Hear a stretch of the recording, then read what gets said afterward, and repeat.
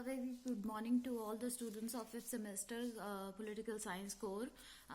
Today we are going to discuss with you second unit, that is the subtopic 2.3, that is Jean-Jacques Rousseau's idea of inequality and social contract. Rousseau discussed his idea of inequality and social contract theory in the essays, discourses on arts and science. Okay, little life sketch of Rousseau. Rousseau was born in 1712 in Geneva, Switzerland. He lived a very abusive childhood. He lost his mother when he was born, and he lived a life of a wanderer in his childhood and in his teen age. So it has a very great effect on his later on his mind, and it is because of this poor childhood he formed that social contract theory in that manner. He depicted social contract theory or state of nature in that particular manner, which we are going to discuss in later part of the video. Okay, then let me give you a brief sketch of the important works of Rousseau. What are the important works of Rousseau, or important essays of or his publications and writings? Discourses on the moral effects of arts and science, it is the most popular one, which was published in 1751. Discourses on the origin and foundations of inequality among men, 1755. Then another important work is Emile, which was published in 1762. Emile is a kind of a, you can say it is a kind of a biography of Rousseau himself. And then the dialogue, reverses of solitary work, 1778, and confession, 1782. Okay, these are the important works of or important essays of Rousseau. Then the concept of inequality. He published his idea of concept of inequality in the essay, in an award-winning essay. This essay fetched him first prize, an award of cash prize, and it brought him some popularity in life also in the later period of his life. The title of this was Discourses on Science and Arts. Okay, what he discusses in this, that it is the first point. He says that it is the science, it is because of the science and arts that people have become materialistic, and because they have become materialistic, they love a life of luxury, they love a life of comfort, and because of that comfort and over comfort, he's saying, because people are living in over comfort and over luxury and over art, music and culture, because of everything, excess of everything is bad. It's a popular phrase. So similarly, the science and arts has also made the life of people very comfortable, extremely luxurious. So that is why it has corrupted human being. This is the main idea, because it has brought a materialism in human being.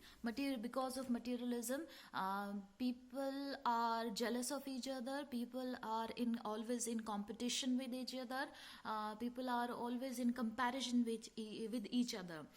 We have a mindset, we have even now also we have a mindset that we always, whenever we see a person, we compare how he looks, how I look, what is his height, how tall he is, how I am how much handsome or beautiful I am. This is the kind of comparison we do. What are the kind of clothes somebody is wearing, what are the kind of we always want to see the status symbol of the person or the bank balance of the person. This is because we have been conditioned like that. We have seen from our childhood, we have seen such comments and such things, and we have adopted that by default. So, and this he says that it is the science and the arts which has corrupted human being, because of these things, the values, the moral values, faith, emotions, truth, purity, these values are undervalued, or we can say these values are not given any kind of importance in human lives. Okay, cooperation, these values are not given any competition has taken the place of cooperation. Okay, dishonesty has replaced by the honesty is replaced by dishonesty. Purity is replaced by impurity. Truth is replaced by untruth. So this is the kind of the society, and why it is so? It is because of the excessive arts and science development and growth of industrialization. He takes it, he makes them responsible for it. Luxuries, because life has become more and more simple and more competitive. Okay, then the state of nature. What he says in the state of nature, he discusses the state of nature in discourses on the origin and foundation of inequality. This is another important essay. I'm again repeating the title of the essay, discourses on the origin and foundation of inequality. What he says, that state is not the result of the growth, as Aristotle says. Aristotle says that a state came into existence because it grew gradually. The society grew gradually, and it took the shape of state. But it is not so in case of Rousseau. Rousseau says that it is in some point of in history. It is the attempt of the people, and that means the people have deliberately formed the state. They have deliberately decided that they are going to live in, from now onwards, they are going to live in state. In the state of nature, individual used to live a very simple and sinless, happy life. He is a noble savage, careless life. Man is an important quote of Rousseau is that man is born free, but everywhere he is in chains. It means that if we see naturally by nature, man is totally free, but he is everywhere in chains. Means that he is everywhere restricted. He or she is restricted not to go there, not to touch that thing, not to use that, not to misuse that, not to dance like that, not to sing like that. Everywhere we have restrictions. Okay, we have restrictions of time, we have restrictions of finances, we have restrictions of other luxuries in life, we have restrictions of speech, we have restrictions of we face lot of restrictions, not only in society but within the family, within the house also. There are restrictions, because we live in a society, we live other fellow beings. So we cannot afford to give freedom, absolute freedom. Absolute freedom means total freedom to everyone. Okay, now again come to the point.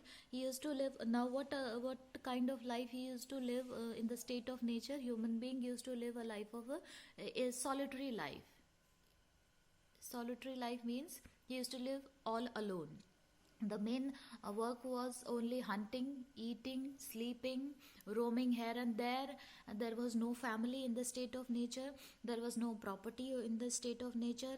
There was no arts, no music, no science, no industries, nothing like that.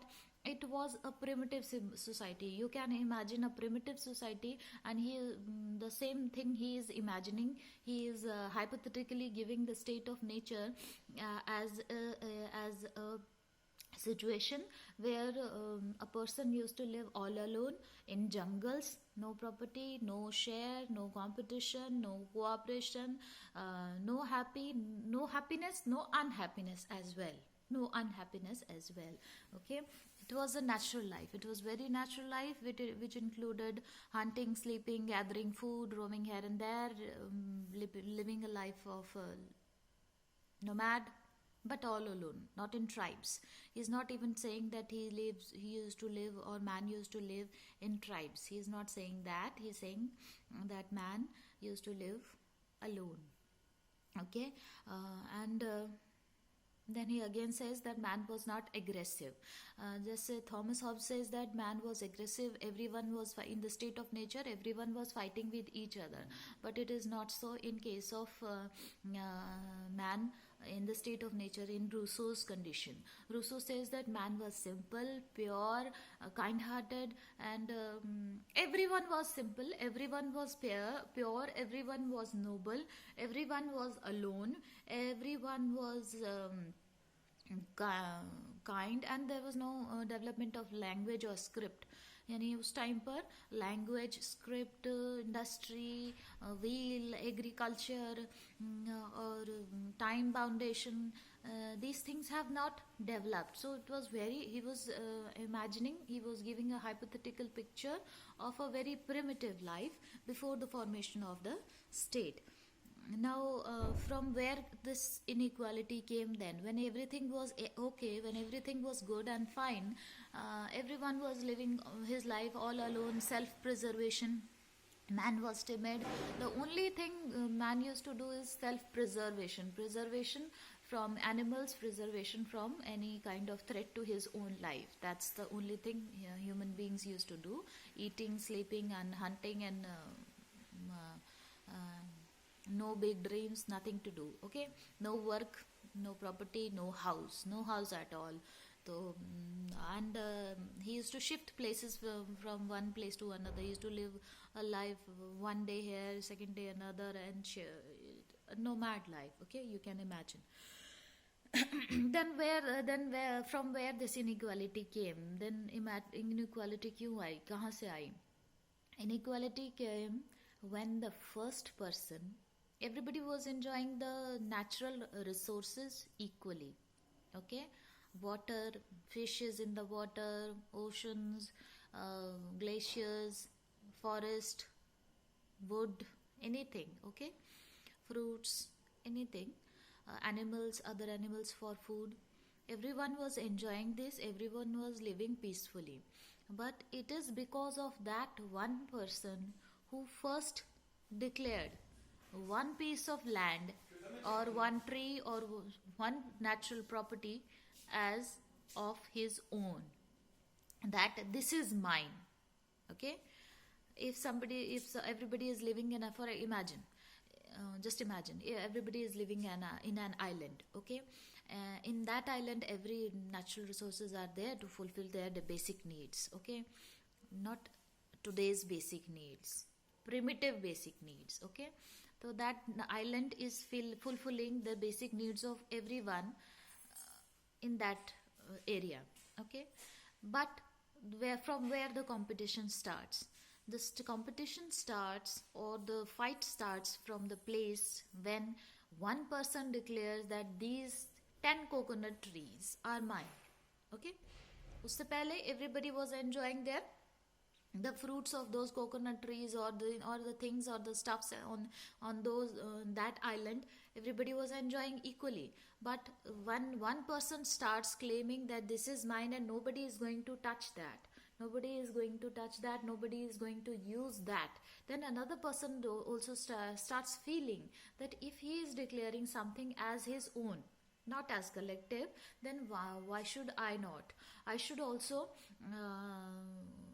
grab. This is a kind of encroachment.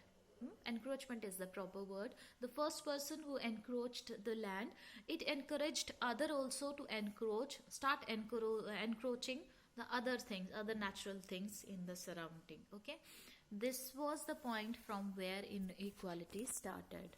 This was the point from where everybody started. The rat race started, the competition started, the hatred and competition, jealousy, encroachment, all these things, impurity, dishonesty, untruth, these things started. So this is the concept of inequality, and he is saying that inequality arise out of competition and comparison. This is what all about inequality, and within the concept of inequality he is also explaining state of nature. In the state of nature, man used to live a very simple, timid, fearful life. He has only one purpose, that was self-preservation. I hope the topic is clear to you. Read the topic in your books again and again, and if you have any queries you can ask me in the comment section or on WhatsApp. Anywhere you are comfortable you can ask me. Okay, thank you all.